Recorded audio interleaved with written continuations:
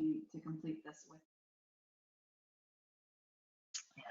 Welcome, everyone. We'll get started in just a second here.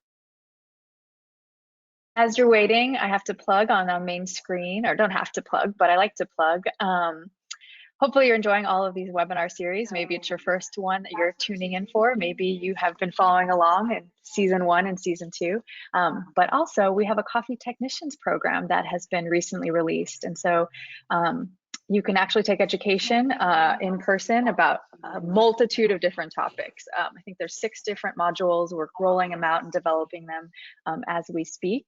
And you can find out more about the Coffee Technicians program on our website at sca.coffee/coffeetech. So with that, that's my plug for education, but let's go on to some more live education. I'm gonna hand this over to Highland.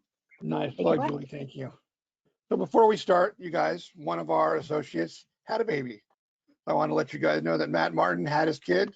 He had a little girl, and she was born on Monday. So I told him I'd give him a call out. Before we start, let's do coffee call out. Brett, what are you drinking this morning?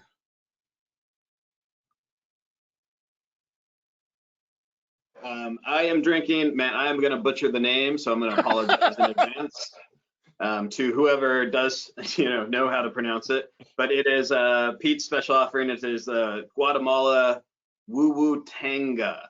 Oh, that's funny. I was actually going to tell you that the only name I ever butchered was the Way Tango. That's actually how I said. I was like, hoo Wango? How do you say this? Thank you, Brett. Julie, what are you drinking? Oh, Julie's gone. So, okay, forget Julie. Kurt, what are you drinking? What am I drinking? It is an Ethiopian Yirgacheffe. Mark, are you back on coffee yet? Or are you still drinking lemon tea? No, I'm back on coffee again, and but it was early morning, so I went to my friends over at Quick Trip, our C-store, and they have a good Guatemalan there. So do they like kick down some money for that advertisement? I mean, you should like, hey, you guys, I'm going to do all this. 11 people will see it. They do all their work in-house, so we don't see one penny. Oh, that's too bad. I am drinking the Congo still, which is still really good. And like I said, I'm still flabbergasted that the Congo makes coffee, considering its political situations. Welcome to Ask an Expert Pro. Today we're going to discuss dispatch and as an extension, customer service. Just for clarity, this presentation is for informational purposes only. The views and opinions expressed in this webcast are those of the presenters and do not necessarily reflect on official policy or position of any aspect of the Specialty Coffee Association or companies that the panelists may represent. So behave yourself. Take a breath. Take a breath. Okay, our panel today is Kurt Benedict from Last Man, Mark Roby from Espresso Tech Service Company, and our ringer, Brett Barmore from for Facility Service Management from Pete's Coffee and Tea. He has been invited to the party to tell us what we're doing right and what we're doing wrong as we go through this list. I've worked with Brett for about 16 years, and he will happily tell us. And then me, Highland Joseph. I'm West Coast Service Manager for Espresso Partners, and let's get started. So you've started your service business. It's a great success, but now you have to hire techs and a dispatcher. Everything's coming together, right? This is where it can fall apart. There's a lot to consider: dispatching, route management. What do you want to communicate to your customers? How do you want to communicate to your customers? For today's episode, our panel members are business owners who actually are currently their own dispatchers, if I'm correct. Yes. A facilities manager who is going to help us talk about the relationship that we have between our customer and our dispatchers. We'll go over some basic concepts on how to make sure you're doing a great job dispatching and communicating with your customers and techs. Let's get started. So the first thing, why is dispatch so important? It's not just a phone call. Your dispatcher is the linchpin to your operation. Their role is to communicate between your customer, your tech, and to ensure that service is executed in a timely manner. Any of the 4 of us could tell a story about how a dispatcher could have easily screwed up communicating to a tech or communicating with a customer or not getting the service correctly. Customers have their own understanding of their service requirements for their business, but they do not necessarily know what fulfilling that service needs. The role of a dispatcher is to communicate when the service will occur, what time, what parts are needed, how soon they can get there, where is the parking. A good dispatch will communicate to the customer what is needed to provide great service. So what your dispatcher needs to know. Remember that your service process is key in exceeding customer expectations. Fixing the machine is only one of the steps. The dispatcher needs to know what to communicate to your customer to assure them that the job will get done. It's also important for the dispatcher to know what not to communicate to a customer. So, and I had this question for you guys is, I brought that up because I can think of a good example of what a dispatcher shouldn't be communicating to a customer. Kurt, what do you think? What, you have a story? The first one I would say, what should they not communicate is I'm actually going to go with the experience level of the tech you're sending out. They don't need to know if it's a green tech or the master tech of your company. They don't need to know that if it's just the first visit out. That would be I'd say. Mark, your thoughts? I agree with Kurt on that one.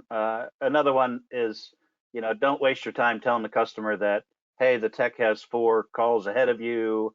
He's over here. He'll get, waste a lot of time telling them things they really don't need to know. And also, it might, and it might create a little panic because they'll be like, oh, are you actually going to get to me today?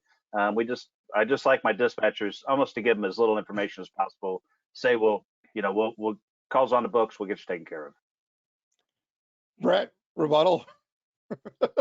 I agree and disagree with those statements. But just from somebody who's like on the other end of it and trying to, because I have, 6 different people asking me a question, and this happens the larger that your business gets, right? The larger that the company that is actually sending out. I have so many different people. Like I don't just have to give an ETA to the store. I have to give an ETA to the district leader. I have to give an ETA to the regional leader.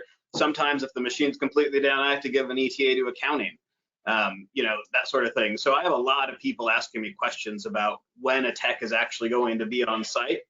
And here's the thing is I don't even care if how legit, I want to know a time, like as much as possible, because that's the only thing that stops all of those questions is like around what time do we think we're going to be on site? So that's kind of, but at the same time, yeah, like, I don't necessarily care how many jobs you have in front of you, that sort of thing. I know you have them, but more importantly, I just want to know kind of the timing so I can pass that along and hopefully try to calm everyone down if their machine is down. The green tech thing, I actually do agree with, especially at the store level. Like there's really no need for stores to have any understanding of that whatsoever and start making judgments before they actually get a chance to work on the machine. Well, the thing about the green tech thing that I've always thought, it actually doesn't really matter because most techs have a support network of 35 other techs, a supervisor, a general manager, and tech support helping them out. I've always thought that was kind of a null point. It's like, well, you sent a tech that's only been working for 4 days. It's like, trust me, he knows what to do. We'll make sure he does, and we're not giving you a discount for that. So the biggest thing about being a dispatcher is you are wearing a big dispatch target on your back. You're taking the frustration of the techs, you're taking the frustration of the customer, and in some cases the manager, what's going on, and you need to be able to handle stress, angry customers, and frustrated techs. And that's a tough place to be. Kurt knows it because he's dispatching currently. So let's start with Mark. Why is dispatch so important to an operation? It's the nucleus of your business.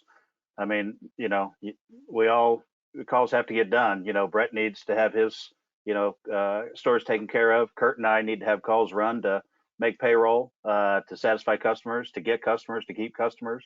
I mean, when I hire, unfortunately, I say this and then they go, oh, great, how much does it pay? Because I tell them it's the most important job in my company. Because if we can't, keep the schedule on track, keep calls on track, keep things organized, PM scheduling, communicate with, facility managers like Brett or end user customers. And just a quick, going back just a second, when Kurt and I were talking about what not to say, there's a difference between talking to customers and talking to facility managers. Brett's conversation with Kurt and I would be totally different than we would with an end user on there. But for me, it's actually the most important job that we have, because without that, nothing works. Speak to that comment about the different communication, because I think that's important to note that you're going to communicate differently with like a smaller customer than you're going to communicate with a facility service manager. And then we'll get to you next, Kurt. So if I'm talking to Brett, which forgot to send him an email the last time we were on to hustle some business from him, We You might have a problem with me, Mark. Fine. I have different areas, maybe. No, because Brett's going to have a different relationship with us. Like, he manages a bunch of stores, and so he has a different set of responsibilities, and so we would work with him differently than, say, if an end user called up and hey, I've got a Synesso and it's not working. When can you fix it? That's just a different conversation that we're going to have with them. With Brett, I mean, we would have no problem saying, Brett, I'm in the weeds, man. I cannot get to your call till 3 o'clock, or, I am going to send, I probably would. I would be like, I got two choices. I can send somebody that's maybe a little less experienced, or I can send somebody with more. You tell me, what's the sensitivity of the customer, on there. Is this, a customer that's been complaining a lot? I'm just going to get a lot more feedback from Brett on that particular customer and what he wants. In this case, not Pete's, but Brett is our customer, and we want to make Brett happy. So that's how that conversation. So we're building a relationship with Brett, not the actual individual stores on there. And so that conversation is much more, I think, much more open and much more free. And I'm not going to say it's honest or dishonest. It's just going to be, we're going to tell Brett a lot more than we would an end user, not to keep it from them. But Brett has X number of stores and X number of vendors, and so we're trying to make, if I can make his life easier, then that makes him want to use me. That's a good point. Kurt, how about you? Kind of correlating everything that was just said by Mark.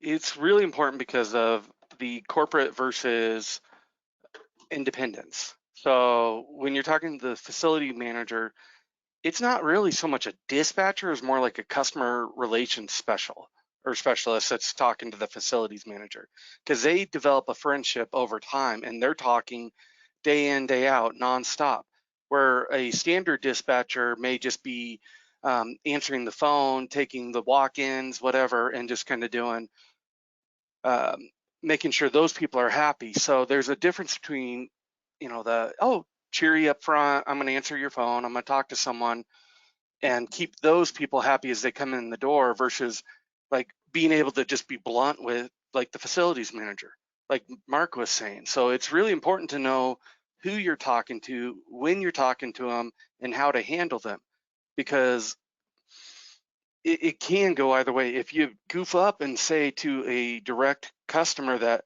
man, I don't know, we're just too booked, they're just going to go, okay, cool, don't come. And then they're going to, they would dump me and call Mark, and there would be something like that. So you get my point, Mark. It's, if your dispatcher doesn't know who to talk to or when they're talking to someone, you're going to have issues. So it's always important they know who they're talking to. So when you guys train your dispatchers, do you train them to have that authority to say, well, Brett's calling me, Brett's a priority, I want to make sure that he's taken care of first and then priorities after that? Or does that move up the flagpole? Kurt? It typically moves up the flagpole a little bit. So there's a difference between, and once again with corporate accounts, there's a difference between the facilities manager and the facilities manager dispatcher. So they have their own dispatchers that send us calls. So maybe my dispatcher and their dispatcher are allowed to talk. But when it comes to like the high-end facilities manager or regional service managers, whatever the name is for whatever company, I normally will take those calls myself and deal with those people myself. And keep the dispatcher with the dispatchers is what I do. Mark, thoughts? If I had a dispatcher, I would totally have her or him or her deal with Brett. We do a little bit of both with Kurt. I mean, sometimes there's facility managers that, like, I want to talk to Kurt, I want to talk to Mark, or, I'm not going to answer this question, let me get Kurt on the phone or Mark on the phone. But I do like, when we had a really good dispatcher who left for a different job and a different career, she had a really good relationship with individuals like Brett, and we do a lot of corporate accounts, and so we have a lot of Bretts, and really our philosophy is, whatever Brett wants, he gets. I mean, we have about a dozen of those that are like, if they want to change the install from 10 to 10:30, they get it. I mean, that's our, those people that you need to make happy. But again, we go back to our philosophy. If we can make it easy for Brett to do business with us, he will. If we make it hard, he won't. But But I have in the past allowed dispatchers to develop that relationship with somebody like Brett, because I think that perhaps sometimes it makes it faster. But if Brett really needs something else, then he's going to ask for, Highland, Kurt, or, whoever's the main person there. And there'll be a reason for that, and it'll be a conversation that he wants to have specifically. But I would prefer to have a dispatch take that load off me if I could. Right. Brett, any comment? No. I mean, I really agree with everything being said. I mean, the dispatcher is so important, especially when, in a role like mine, because honestly, the tech can be the best tech in the world. And if the dispatcher is horrible, I'm still probably going to move on and look for somebody else, because I need that communication at my level to an extent that I need to know when somebody's going to be on site. I need to know, the truth behind it, and I need quick answers. Kind of thing. And so the more communication that I have from the dispatcher, the happier I am, the easier my job is. And yes, that's going to definitely grow that relationship a lot quicker. Thanks, gentlemen. Next slide is dispatching methods. And this was something that Kurt brought up, is your dispatcher is required to dispatch several different ways. And it can be difficult because you're looking at regional, which requires heavy cross training of your tech. And you're assuming that your tech can work on every piece of equipment, which is about 90% not accurate. Second one is technical capabilities. Is can your tech, even though your tech not trained, can they cross that path and work on that equipment? Do they understand theory enough? No. That's not what I meant by that. Well, Technical capability was more meant to be, do you train them where they are specific to certain equipment? So like one guy only does supers, one guy only does traditionals, and that means, are they crossing paths on the map? Are they having to cross all the time? That's what I meant by that. Why? I mean, what would be the thinking? This is an entire different episode. Let's pass that. Thank you for explaining it. I can go into that one in detail. Okay. Shortest routes or circling. Customers have to wait for other calls in their area. I've seen dispatchers do this where they'll schedule a regular job that's a mile away from an emergency, and they won't schedule priority based on service. They don't use Google. Contract, and this is where you're going to come in, Brett, is meeting customers' required service level agreement. So my question to you, Brett, and you brought up time, is every contract that we work has service level agreements. How concrete are those? Like, I think ours is 8, 4, and 24. So it's like, I know the 4 is concrete, but it's like, how concrete is the 8? How concrete is the 24? And as a service manager, as a facilities manager, how often do you look at that to say, well, you're after 8 hours, you guys need to get your stuff going? I mean, we look at it a lot, and we look at it a lot because it is part of our job requirements and part of what we're expected to deliver from, the technicians and from the companies that we hire, is that we're held to those SLAs as well. It isn't even just about the vendor being held to the SLA. We, as the facilities manager, are also held to those SLAs. So there's reports that happen every week that talk about SLA. Now, in certain industries, you definitely give them a bit more leeway, especially when you have contracts and things of that nature, but it is vitally important, SLAs. Emergency, yes, there's no real wiggle room there. And I just speaking for dispatching an emergency, there's nothing that frustrates me more when a tech is great of having a tech on site in 4 hours, great. But when we put it in an emergency late at night and we know the tech isn't going to come out till tomorrow morning, why is my tech not showing up until 8 or 9 a.m. when I open at 5 a.m.? You guys just, if you're 24 hours, then, I'd like a tech there at open. It's one of the things that we really look for, especially coffee, right? Like if I have an emergency that's happening that late night. So those are really concrete. When it comes to high priority, which is on-site 8 business hours for us, right. There's definitely a little bit more wiggle room there. I want the right tech to be on site for that, especially if it's a recurring issue of any kind. So there's a bit more there, but again, that's going to vary a little bit on facility to facility and what's actually going on. If it's my only grinder at that location, which is rare, but it happens, then that high priority. But that's really on me too to decide if that's an emergency or not. So I have a little bit of wiggle room there, but the emergency is always solid. High priorities are definitely in routines, or, I really don't care about the SLA much on the routines other than they're on. Thanks, Brett. Service guys, I've got a question here for you. I'm going to start with you, Curtis. Do you have an oh crap story where poor communication was involved? I've got one right now happening actually. Okay. You have one that happened in the last 24 hours, 1 week, 12 days.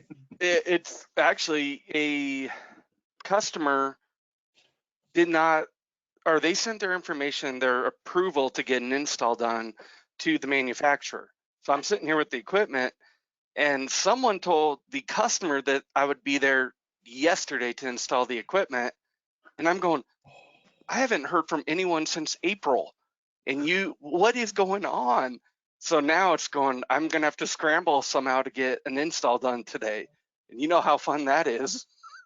So there's a good one right there. So poor communication between my dispatch, me, the manufacturer's dispatch, and then the corporate dispatch. So nice little triangle there.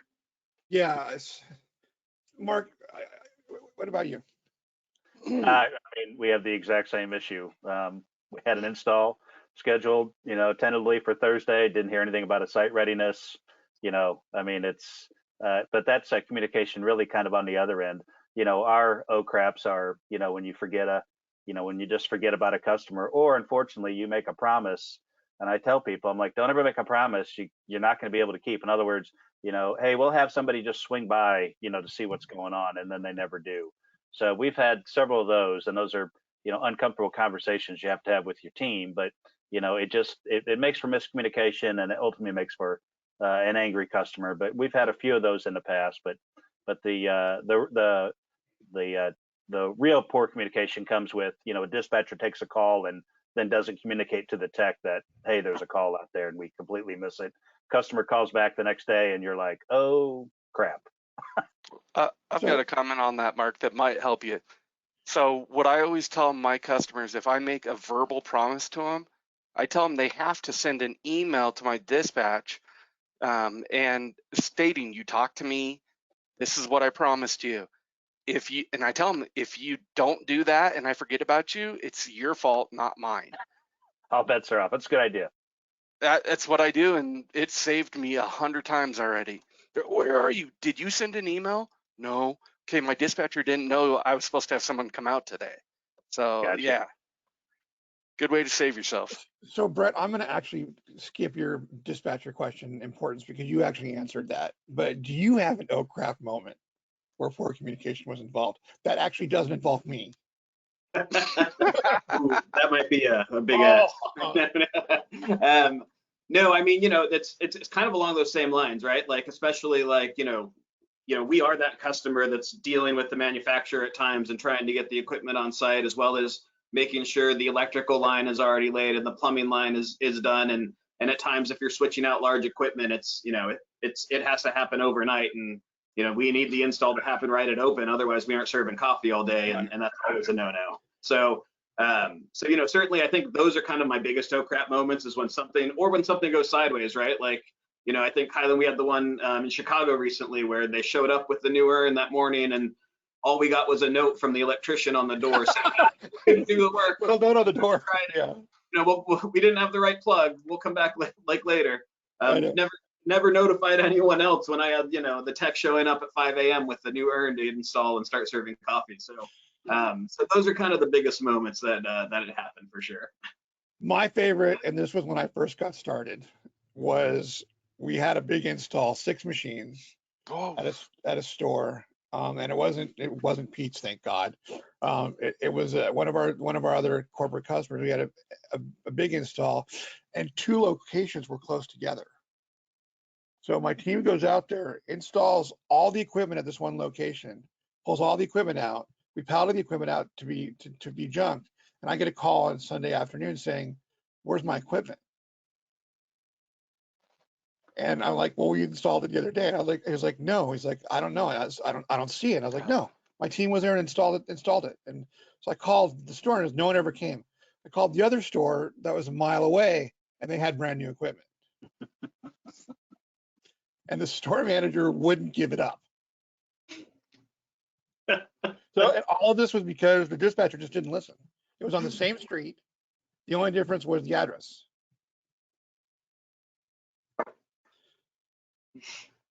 So you get a lot of bottlenecks in dispatching. Mark and Kurt can relate to this right now. One of the most important communication relationships is between the dispatcher and the tech.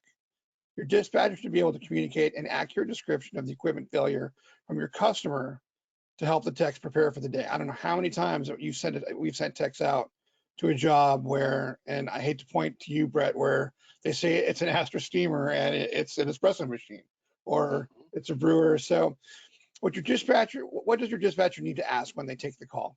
Make of the machine. What type of machine is it? Is it an espresso machine? Is it a brewer? Is it a steamer? Is it a grinder? The model and the manufacturer and the SN. That matters. We have a couple products that we work on where some of the parts are different from model to model. And then what are the symptoms? Now, symptoms that don't really qualify, it's not working. I turned it off and on again.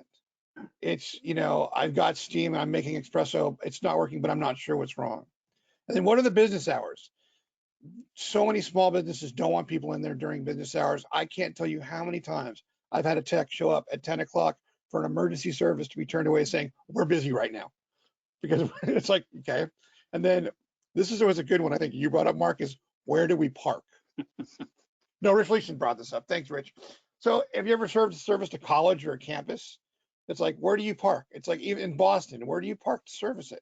What's the best place to park? Huh? Or malls. Or malls. It's like, and then how do you find it? And the last one is payment terms or COD. And this really has to do with smaller customers. And again, this is one that Rich brought up is like, for the smaller customers that are routing through a large organization, like their manufacturer, but they're just basically saying, here, call the service tech. How do you ensure payment? Because for us as dispatchers, how much stuff have we written off because we didn't make sure that we got paid beforehand?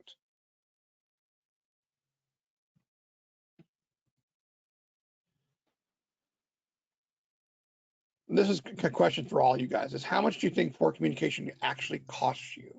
And do you have an example? Mark, let's start with you, Brett. I have lots of examples on this one. In my role, poor communication costs you the account.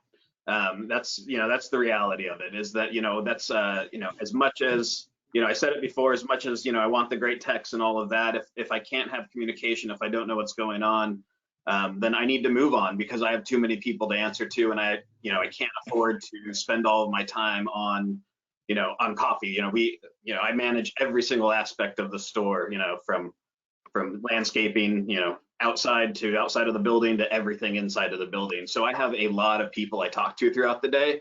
So if I can't have consistent communication, all of our communication comes through our work order system, which is huge. And I know that normally falls on dispatch as well, is to kind of get those updates into the system. If I don't consistently have updates in that system, then I need to consider if I'm working with the right vendor and move on. So communication is just massive and really can cost the account. Kurt, what about you? Oh, I don't have a great example. I just can tell you a lot of times with the poor communication, and it kind of goes back to the promises that Mark was saying, that if we're dumb enough to actually on the phone make a promise that we'll be there somewhere, and then when I'm actually going out there, some of the times I'm just like, you know what, I'll just cover the call because I made you wait an extra 8 hours, or I made you wait an extra day for me to come out, and I know you just lost probably $2,000 or something over it. So it's kind of like, well, maybe I'll eat that, like 150, $200 or whatever, versus losing this customer that maybe has bought a $20,000 machine from me. So I don't have a hard number, but it's cost me a bit. No, your point, both of your points are coming across quite well. Mark, how about you? Yeah, again, no real specific example, but years ago, we had to make a couple tough choices, and we did lose a corporate account for a while, and it was through poor communication, really on the back end. I mean, we did the work, we just didn't do the rest of the stuff like Brett would need, and that that ended up costing us for a while on that particular account. But it cost everybody. I mean, it also cost on the other end too. Where we've shown up to many a job, especially on more of a mom and pop, where they're like, oh, hey, I called somebody else and they've already come out. And I'm like, you didn't think to tell us? And then you're in a quandary of, am I going to charge you for this or what? But, and also some of that's on us, perhaps, that we took too long to get there. So there's an endless stream of examples of how Kurt and I have lost more money than we'll ever care to admit on just things that just get botched up throughout the day. It always amazes me how much in our industry, how much we end up comping because of bad communication, because we're not telling the customer what's going on. Like back in my early days, I had a 40-unit shop that was totally happy with the service. We got everything fixed, but they kicked us to the curb because we weren't updating our individual portal fast enough and not telling them what's going on. They were very much specialty coffee. And they're like, you're not telling us. I mean, they would wait for weeks, and it cost us about $100,000 a year in sales. So it is serious. And even at a small house, when we first got started out, even losing one customer is going to give you $10,000 a year. That's going to cost you. And it's like every customer you have to take into consideration. So Brett, I have a big question for you. When you're evaluating a new vendor, what do you look for? What do you look for in that organization's communication structure? And what are some red flags? What you're like, you know what? We're not going to use you because this is going to fail. Like, I mean, we've discussed this about some of the vendors that we work with. They just won't use the portal. Yeah, and the port, I mean, not using the portal is the biggest one as far as like, when I get customers or, a vendor that pushes back some about like how much do they really need to update the portal, big red flag for me. Because, again, that's 100% how we require communication. It's to Kurt's point earlier, like if it's not in the system, it's not actually true. Like I don't, the conversations, there's just too many moving parts for all of these jobs to say like, oh, this is, oh, we talked about it. Like, no, I need it written down because I probably looked at 100 different work orders this morning and, have no idea what we actually talked about to some extent. Right. So when they hesitate to do that, that's always a big red flag. As well as another big one is just the vendors that automatically are like, oh yeah, we can do that. We do that. Like, I'd like to actually talk through your guys' process on like, is there somebody like are the techs updating my work order status, or does that go into dispatch? What is the process there? I'd like to really know that because I think that kind of shows like the open communication process, and that's really what I'm looking for. Right. So Kurt, the question to the owners is how much of the technical aspects of the service do you feel like the dispatcher should know? And we had a big back and forth with this at our content meeting. I think a dispatcher should know basic parts. They should understand a little bit about the coffee. So I like to teach dispatchers, one, just the different brew methods. So if someone is saying, oh, well, my hot water tower is, Yeah, I was gonna say, beep. yeah, sorry, I forget sometimes. The hot water tower isn't working. Well, they need to understand, does that mean, is there no hot water port on the brewer or anything? But, if it's like the brewer's not putting hot water out of its spigot, that's a big red flag. Oh no, they're not gonna have a hot water or a brewer here in a minute. So they need to understand some of it, but I don't think they need to understand, if you're talking about going into the actual theory of why something isn't working, they don't need to know that far. But I think they need to know parts and brew methods are my big things I think they need to know. Mark. I think probably a little less than probably what Kurt would teach them is what we look for. We really look for, customer service is key, and having a good, it sounds silly, but having good penmanship is huge for us. Because if I can't read because we write on whiteboards, we have information all over the place, so we don't forget. And if you don't have good penmanship, that's a big one for us. But it's more of they need to have a pleasant attitude. They need to kind of handle stress pretty well. Not that it's that stressful of a job. It's more of they have to be organized on there. But from the tech side of it, I really have come up with just a checklist of things that I want. And let's say that Brett was my customer, and Brett, I took detailed notes on what you look for in a vendor, by the way. And so Mark, you and me are going to tussle. I'm up and we'll merge. And so we, but like, if Brett would have some, we have some customers that have some specific things. They're like, you know, you need to know this stuff. So then we'll have a sheet for them. So if one of his customers calls in, you know, he'll say, you know, you got to get that serial number or something. We want that information first. We just normally go for a checklist, and they're just the information gatherers. And then what we do is once it's assigned to the technician, I do ask that the technician call and then get the technical aspects of it. In other words, you know, is it pouring properly? Is it just, dribbling out? Did it just happen? You know, that way the tech kind of gets an idea of what to expect when he gets in there. So we more do it in a two-stage process. Okay, thank you. I actually went way overboard from both of you, and we actually, this picture is a list that we used to provide my dispatchers, because what we ran into, we were doing 20, 30 jobs a day. Well, no, it's just basically, well, what is it? If it's a hydraulic, you scroll down, and because we would have so many jobs early on that we would send them texts with the wrong parts out, or they didn't have the right parts. So we gave our dispatchers some leeway to get more details on the job and ask these questions. And it actually works, but it requires a lot of training and can be expensive. So tracking the job. So one of the things you want to ask yourself is, how do your teams track your jobs? Will there be a follow-up or a recall needed? Will you need to return with parts? And what do you do if the customer machine will be down for more than 24 hours? This is critical, and this speaks to what Brett says about communication. I've run into situations and walked onto jobs where we've been told that the last tech here left the machine down. No one knows that it's down. And that's back to where you could lose a client for that. And then how do you track the customer service history? So Kurt and Mark, what does your dispatcher do after they start tracking the job? Which one? No, I'll In general. So dispatching software is a key for me. I'm actually a double it up guy, so I will actually still keep the good old fashioned Outlook calendar, use that to keep calendars of where everybody was at. But then I also use a dispatching software that allows me to keep a calendar on there that the techs can see.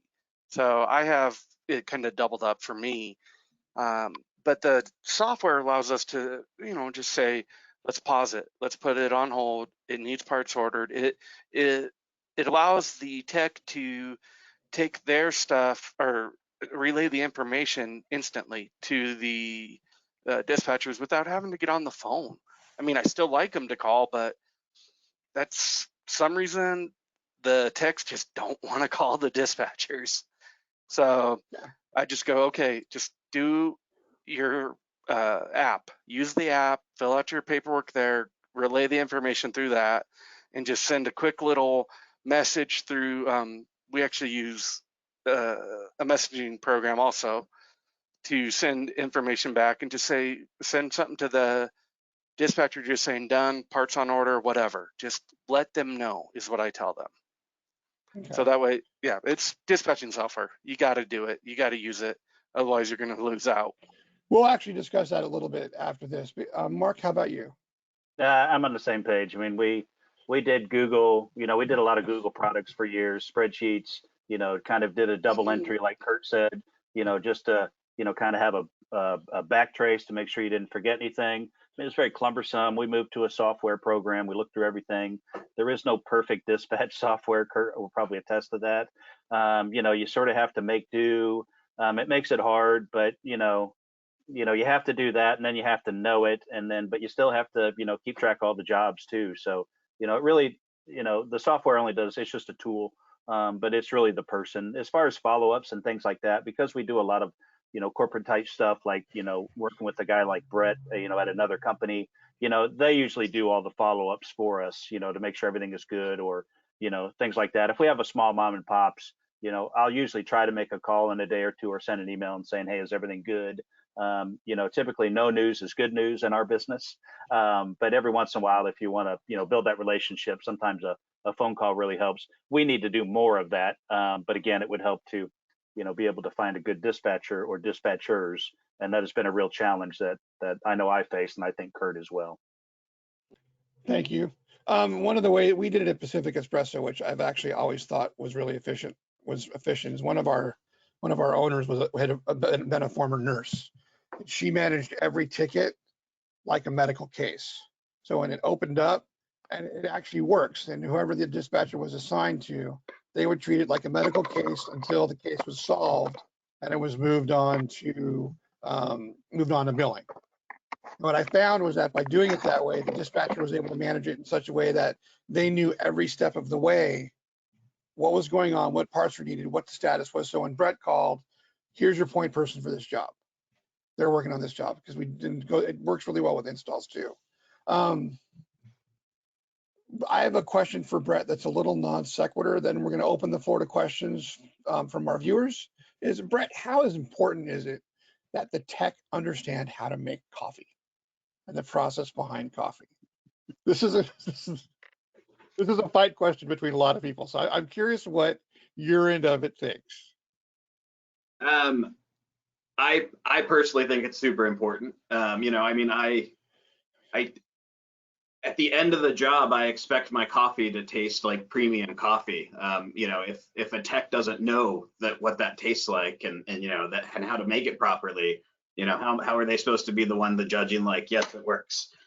So you know, I understand the mechanical sides of it, and that's been fixed and all of that, but there is still that nuance, as well as, frankly, it's also, I think, a good sign to the customer itself, right, to those employees at the bar, you know, because that's a skill that will be used if they're doing, you know, if they're making coffee at the end of the job and testing it and all of that, like tasting it even, like I think that's great, because I think that's really showing them that, you know, they're about fixing, you know, not just fixing the machine to make sure that the water's coming out and that everything's working properly, but to making sure that it's really putting out, you know, the premium product that we're hoping we're selling.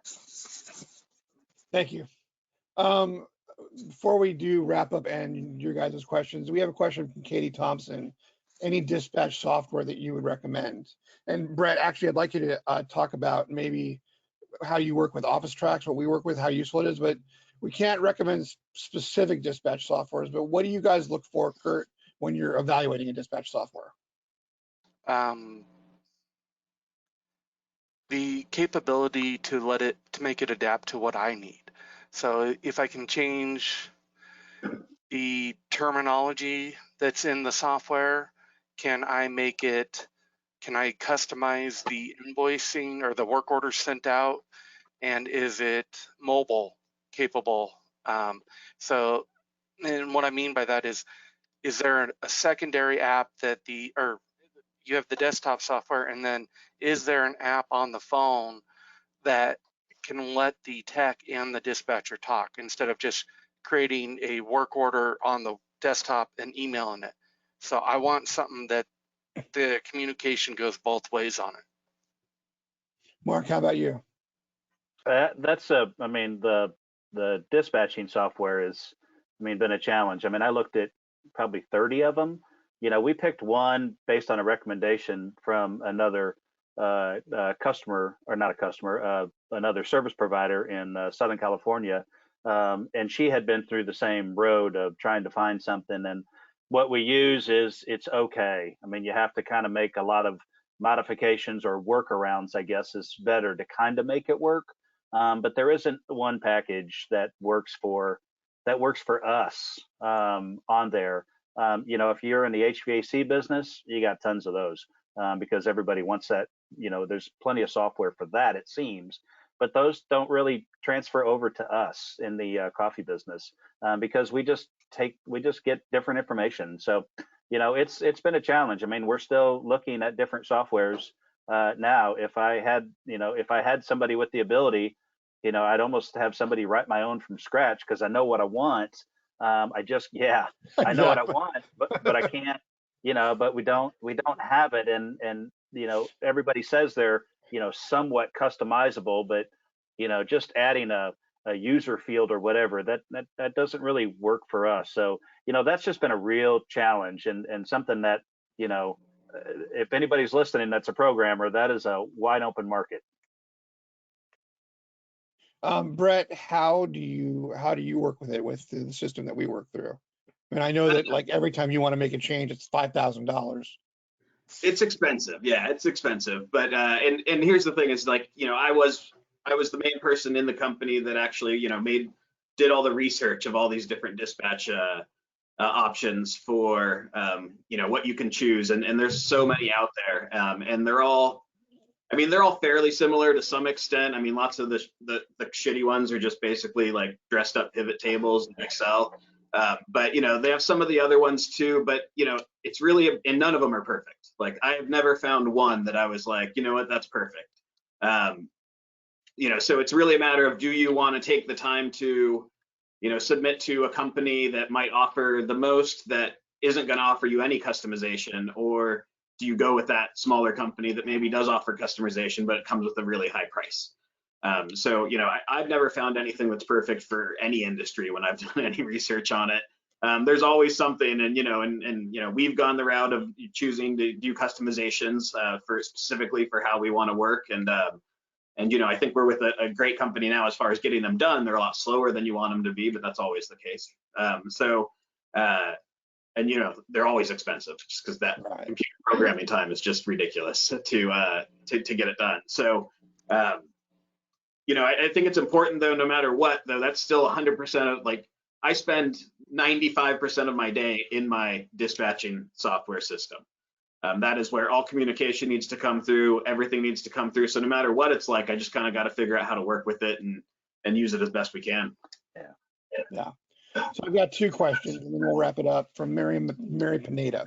Her first question, and this is a great question, is how did your dispatch approach telling your customer not to do something or that it's not available? Kurt? Say that one again. How do you say no to a customer? No. I honestly, if I know it's a customer that doesn't pay, if I know it's a customer that is going to be rude or abusive to my techs, I just tell them no, you're not. We won't service you, and I'll tell them exactly why. I won't, with that kind of customer, I won't beat around the bush. And then it's one of those, if the dispatchers don't want to tell them, I just say, transfer them over to me. I'll tell them, and just give me a quick message. You can't be shy on that one. So what do you do if a customer calls and what do you do and you just can't do it? It's like, we don't service like Conti machines or a machine you can't service. I actually know a lot of the other techs companies around the area, and I know what they service, and I make sure that my dispatchers know that, and just say, hey, it's such and such machine, send it over to so and so, and because they do the same for me. Especially in the super automatic world, they go, oh well, Kurt knows this, and I go, oh, so and so knows that, so let's just send each other the correct work so we're not fighting it. Mark, how about you? I think it's the same way. I mean, I think if you're honest with the customer, this is probably we're doing this 26 years now. And, this is probably the first time we've really gone massively over, 24-hour response time on some things, just because, and I'm sure Kurt can attest, I'm sure Brett can. I mean, the calls are just overwhelming right now with COVID having been released, and everybody's opening. And, I bet I got 50 calls of, hey, Mark, before school starts at a college, the machine's been down for 18 months. Will you come start it up? We have a bunch of those. And, although it's a somewhat big window, it's narrowing every day. And we still have calls that we're trying to get through for there. So, I think if you're just honest, but like Kurt, we happily refer over if we can't do it. If we work with a corporate customer, say somebody similar to Brett or whatever, it may be, dude, can you assign this call to somebody else if it for their best interest on there? I mean, and we hope that somebody like Brett appreciates that, as opposed to, hey, I'll do my best, and then come to them at the last hour and go, I'm overwhelmed, I can't do it. You're out of luck. I mean, Jesus Christ, Brett, give me a break. That never flies. So, but on the other end of it, I'm with Kurt on the, my techs are my assets to my company. I mean, that is, they have my company shirt on, and if a customer is going to be rude to them or challenge them or do anything to make them feel uncomfortable, I have no problem saying absolutely not and telling them why, on stuff like that. And then the non-pay thing, I mean, Yeah, that customer's never getting service from us. Nor am I going to refer him to another vendor. I mean, I'm not going to give many names and numbers because I wouldn't put that on Kurt, or Marty or anybody. I wouldn't drop a deadbeat customer on them for the world. It's funny how much a lot of us do that. Like, you'll get the call. I've actually had a number of calls from people I work with in the area are like, "You're going to get a call from this guy. Don't service him." Like, okay, just don't. Like, you're going to declaration like, okay, you said don't, then I'm not going to. Okay, we're going to go with closing it up when parting advice. If you want a copy of this presentation, you guys, feel free and email me. It's right there on the slide. And next week's episode is RO Basics, where Scott Manley and the group are going to actually discuss some RO basics and membrane technology. It should be pretty interesting. Brett, we'll start with you since you are a ringer. Any parting advice to people before we wrap it up? If you say it to the barista or to the manager on site, say it to your dispatcher. That's good parting advice. Mark? I'm back with the never make a promise that you're not going to keep. And also, sometimes the barista doesn't need to know what a pressure relief valve is. Just, let them know that it's fixed and communicate with the right people. And Kurt, how about you? Just when you're looking if you're looking for a new dispatcher, or if you're trying to be a dispatcher yourself, remember your job is to talk, or tell them their job is to talk. Make sure they know that when they start their job, to leave everything at the door when they walk in, and be ready to be happy, cheerful, and be willing to talk to people all day long. A good one. Remember as a dispatcher that it's not about you. You're the big bullseye. You're the person that all three groups are yelling at, trying to make it happen. You're the one who's got to show empathy. And at the end of the day, it's not about you. Dispatching can be a really hard job, and dispatch actually has really high turnover. But if you walk in knowing you did your best job, walk away thinking that, because most of this has nothing to do with you unless you screw up. So just remember that the frustration you're getting from customers, although it's directed at you, isn't about you. And with that, gentlemen, thank you very much for your participation, and have a great weekend, and we'll see y'all next week. All right, have a good one, guys. Thank you.